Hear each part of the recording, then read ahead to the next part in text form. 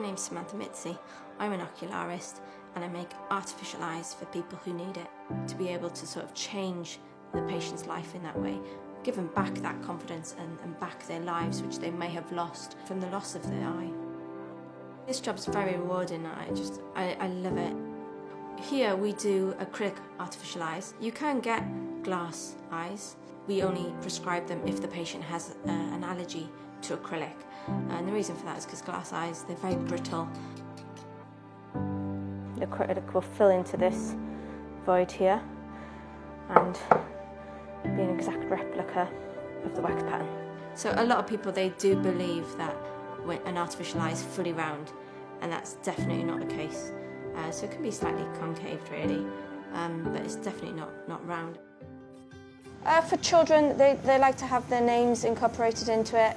I had one child who specifically wanted one different colour eye, and that's how he saw himself. So he's never had an eye, he was born without an eye, but for him, that's how he chose to identify himself, was with that slightly more grey eye. So we did that for him, as well as an eye that sort of matched aesthetically. Yeah, so this is a bit of cotton. I'm just breaking down its individual fibres to create sort of like little veins, and then I just spread them across so they look normal, and that would be matched to the patient. Perfect, there you go. So you can see once that sits on the eyelids, look how realistic that looks. So sit inside, like I wouldn't be able to tell.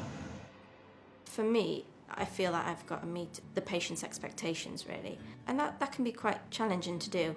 It's not about me. If they feel that their eye needs a bit more red or a bit more green, that's their decision. They're the ones wearing it.